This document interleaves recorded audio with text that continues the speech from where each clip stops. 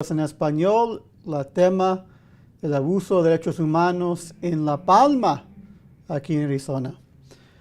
Ladies and gentlemen, I got done reading this report and I cannot get it out of my mind.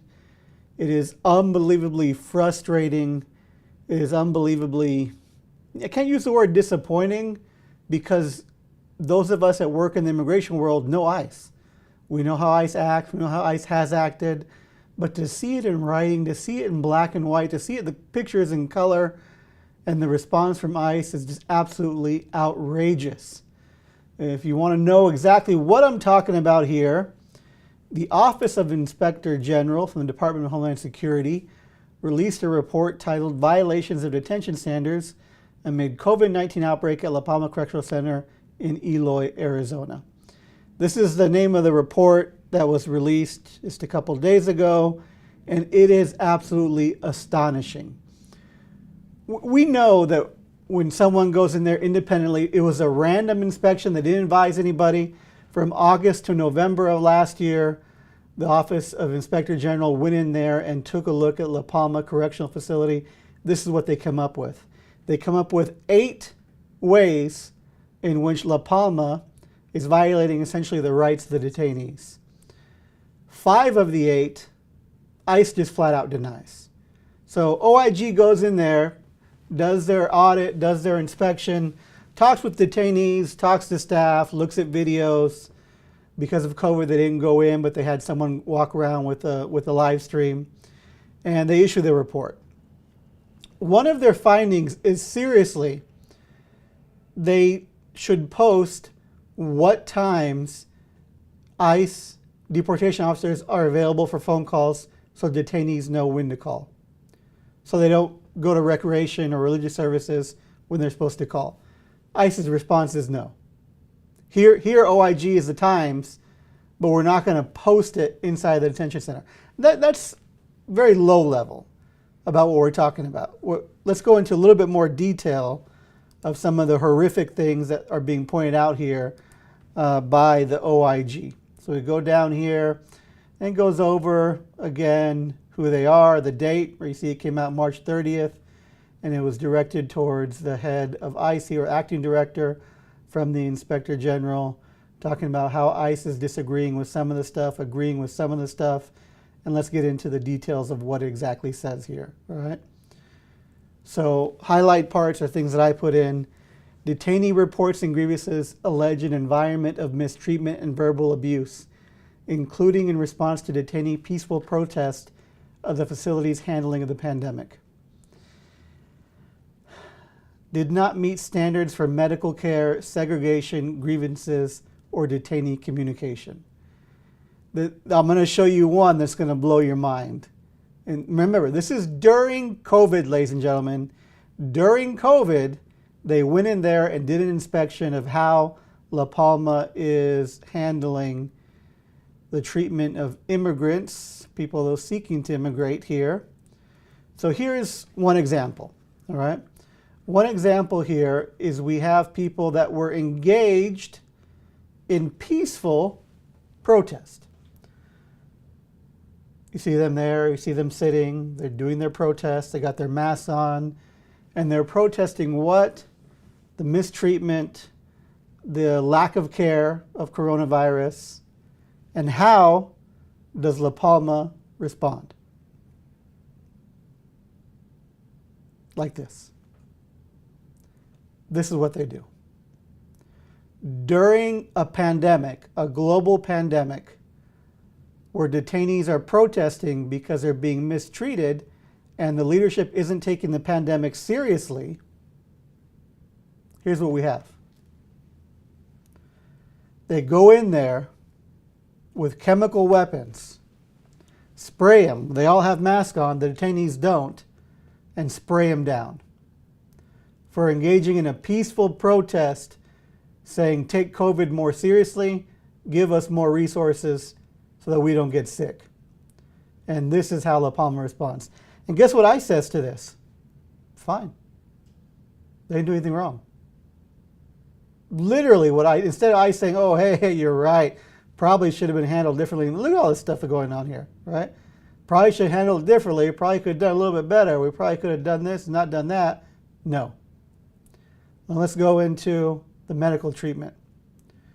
4 of 5 mental health coordinator positions were vacant, 3 of which have been vacant for 459 days, 1 for 254 days. Both psychologist positions were vacant. You're going to incarcerate human beings where we're not even going to meet our own standards of mental health assistance for people that are detained.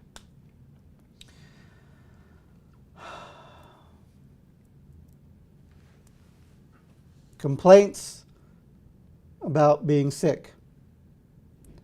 A detainee who complained of body aches wasn't treated for 22 days. People that were claiming they had a fever, one didn't receive until 12 days, other waited 14 days. This is during COVID.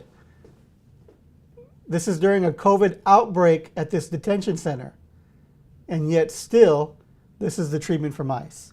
This is just an absolutely infuriating report. I'll post a link down here below. Just wanted to make everybody aware this is happening. And our ICE leadership here in Phoenix are saying we're not even, 5 of 8 of them, we don't even agree with you. We didn't do pepper spraying people, peacefully protesting, that's fine. We can do that. Not posting the hours when we can be called, that's fine, we can do that. Not giving someone treatment for so long. Get this one. One detainee who was a cancer patient ran out of leukemia medication after the medical staff did not order a refill on time. Do we need to read that one again? Cancer patient ran out of leukemia medication and the medical staff did not order a refill on time. You know what the medical staff did? You want to know what they did? They blamed it on the person with cancer for not filling out the right form, which now ICE is saying, oh, maybe we did get that one wrong. People who have illnesses shouldn't have to tell us, because it's not like they give you the pills, you take them to your room, and you hold them there. They keep them. They only give you one at a time. So how are you supposed to know when you run out? Putting the onus on somebody to tell you when to order a new one when we're seeing 20 days go by without people getting these responses. So this is ICE. Those of us that work in the immigration world know this is nothing new. Our clients complain about this kind of treatment and these kinds of issues daily. But to see it in black and white, given the legitimacy, the stamp from the federal government, yes, this is happening, yes, this mistreatment is happening, and then to see ICE's response of, we don't care. We know it's happening. That, to me, that's the outrageous part. That's the, because you figure, like, you hear it all the time, and you're like, yeah, you know, but if they were caught red-handed, the cookie jar, you get your hand right inside the cookie jar, you would say, we should supervise La Palma. But it's a private corporation. We need to get back to this conversation. ICE contracts with a private corporation, so there's a bunch of white people that own a company that profit off the incarceration of our brown bodies. That they go years without filling positions for mental health coordinators. They go without hiring psychologists to help people they incarcerate, that are leaving trauma-filled situations, that are trying to get to their family, that are trying to get home, all the ways someone can get into detention. And ICE simply says, they're doing a good enough job.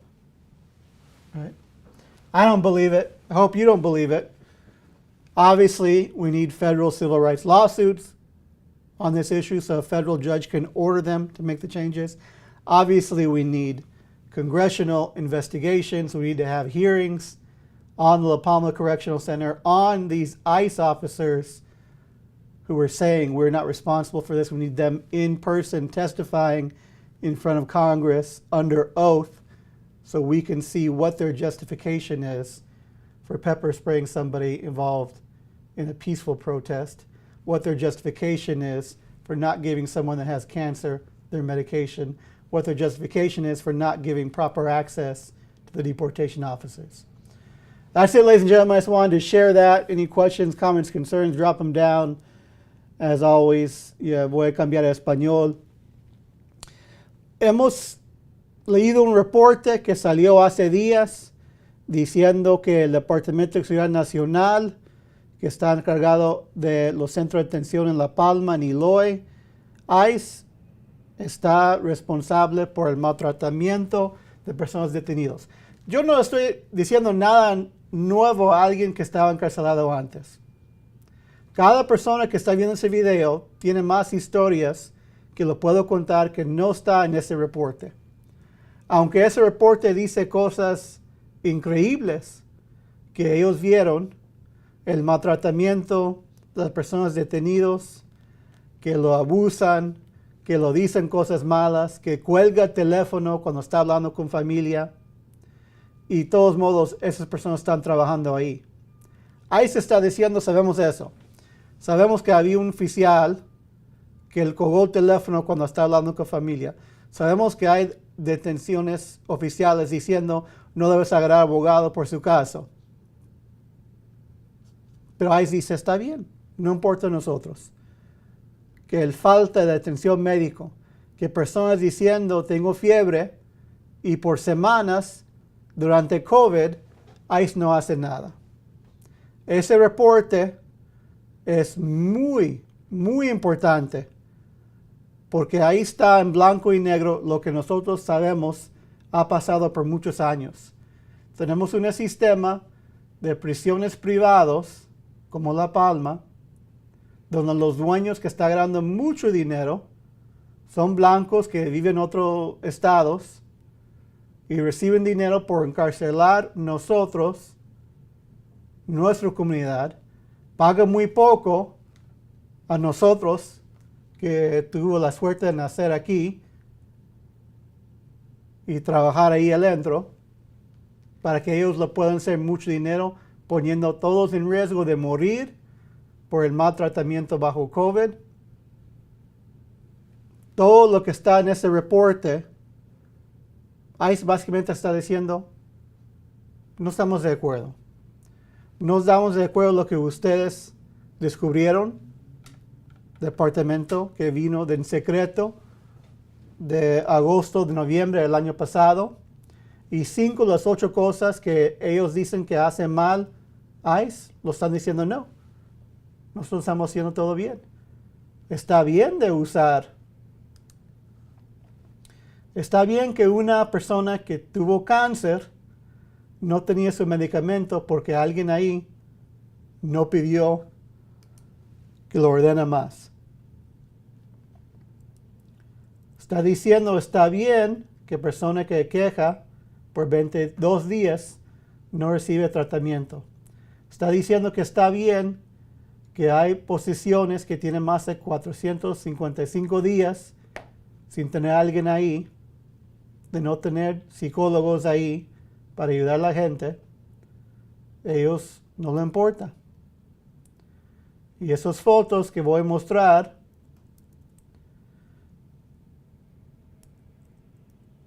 es durante COVID, lo hicieron eso.